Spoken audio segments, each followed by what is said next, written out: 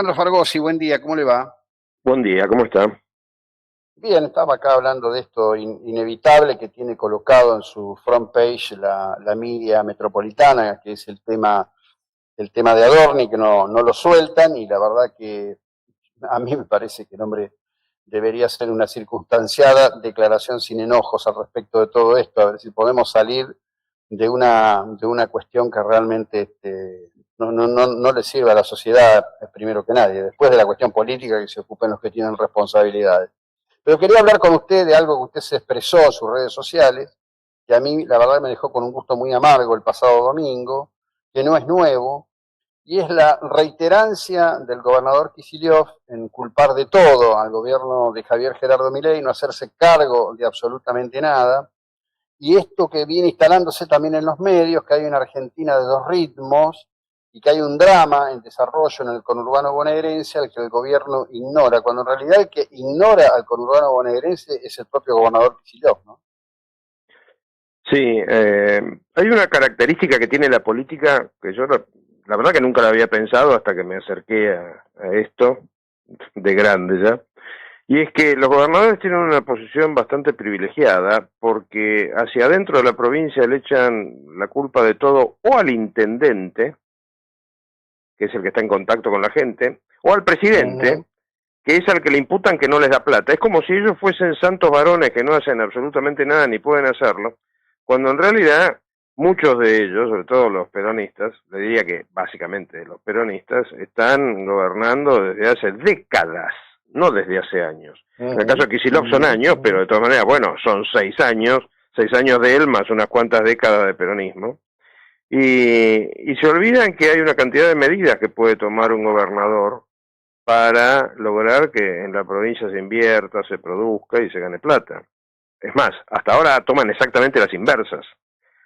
Pero Uh-huh. bueno, Uh-huh. es algo que los únicos que lo pueden solucionar son los habitantes de cada provincia, mientras la provincia de Buenos Aires siga votando peronismo. La provincia de Buenos Aires, ubiquémonos, es casi tan grande como España y creo que debe ser más rica, sí, que podría ser más rica si pensamos en la cantidad de recursos que tiene. Sin embargo, vive ahorcada, tiene sus obras sociales y educación pública destruidas, no existe seguridad, las tasas municipales son un asalto, las sufro en lo personal, así que sé de lo que le hablo. En fin, Uh-huh. y el señor Kicillof viene a decirnos que la culpa de todo la tiene Milei.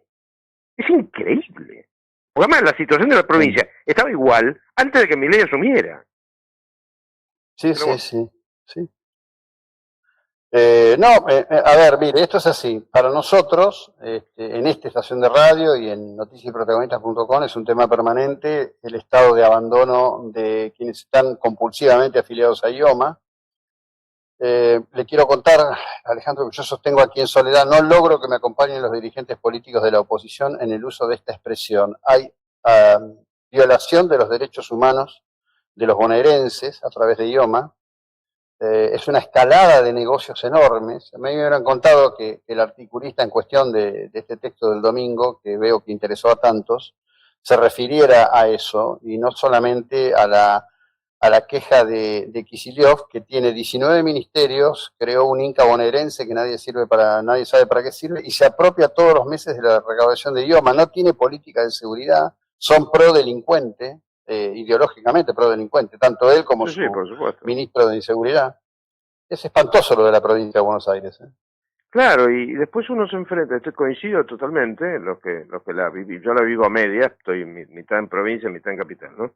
Los que lo vivimos lo vemos, y cuando hacemos análisis un poco más profundos, nos damos cuenta del suicidio colectivo permanente que implica este tipo de gobiernos que, por ejemplo, sigue sin ocuparse, porque es de locos, sigue sin ocuparse no ya de los grandes temas nacionales, sino de sencillamente que haya caminos para poder transitar y poder exportar la producción.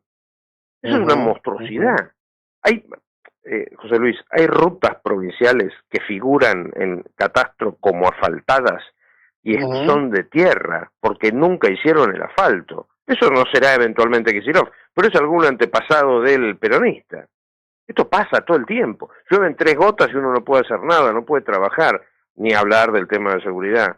Ni hablar del desaliento a la inversión con las tasas, con ingresos brutos.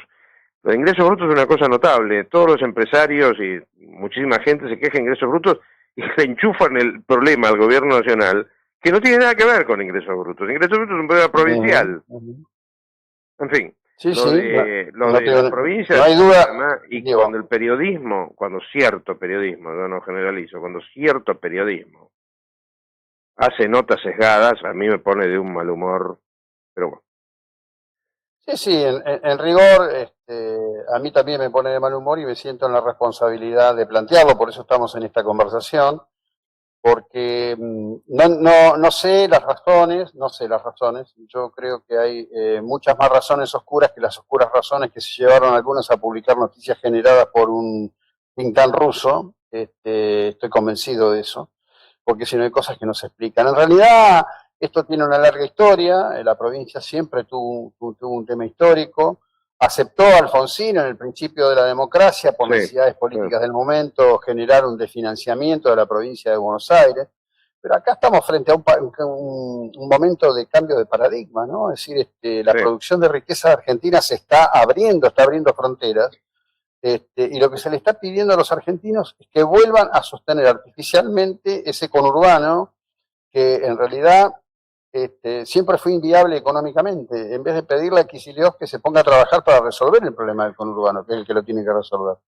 El otro día hice el ejercicio, ayudado, porque soy incapaz de hacerlo solo, hice el ejercicio ayudado de preguntarle a Claude. Claude es uno de los tantos sistemas, Sí, sí, parece que uno de los sí, mejores sí, de inteligencia artificial, sí. sobre esta cuestión. Y claro, el amigo Claude explicaba que cuando el peronismo toma el poder en el 45 y empieza a tomar medidas anti-interior, destruyendo la producción, sobre todo la agropecuaria, que es de la que en esa época vivía el interior, se empiezan a producir fenómenos de aglutinación de gente, aglutinamiento de gente en el conurbano. Y a partir de ahí empieza un descalabro monumental, que para que usted se dé una idea, y esto lo viví profesionalmente, así que sé de lo que le hablo, para que usted se dé una idea, se llegó al extremo de inventar una cosa que se llama el AMBA, el famoso AMBA, que es la sigla de Área Múltiple Buenos Aires, por la cual una comunicación entre Escobar y La Plata, que había como 200 kilómetros, hay como 200 kilómetros de distancia,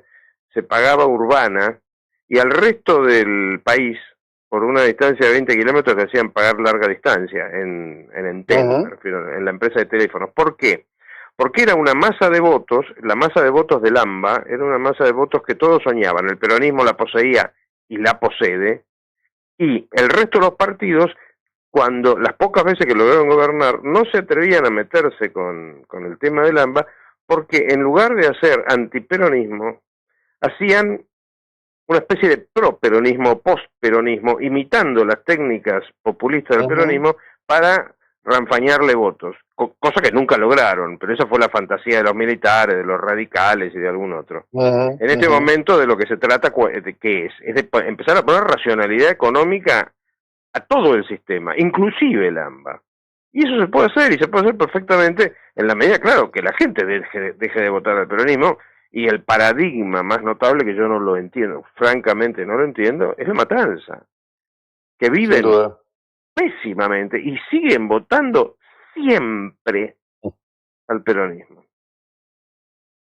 Sin duda, acá los oyentes se motivan con nuestra conversación y bueno, están quienes piden la boleta única en la provincia de Buenos Aires. Sí, Esperemos que sí, fundamental. hay una negociación en ese sentido. En fin, De hecho, lo de la bueno, boleta hace bien única es anunciar, probablemente la hace reforma bien, más trascendental que va a ocurrir en la provincia de Buenos Aires, porque si no, los votos, como se dice internamente en el PJ, no importa la cantidad de votos, sino quién los cuenta. Esa era una Sí, no, frase y que yo además aprendí cuando empecé espero en que en la esto. provincia haya la inteligencia de tener una sola lista, ¿no? Con una sola lista las cosas cambian. Bueno, Esperemos esa que es sí. otra Alejandro, como característica siempre, le que... agradezco la amabilidad que tiene de compartir este tramo con la audiencia de la 99.9. Muchas gracias. Gracias a usted. Hasta luego. Bueno, este era el doctor Alejandro Fargosi. Vamos para el corte brevemente.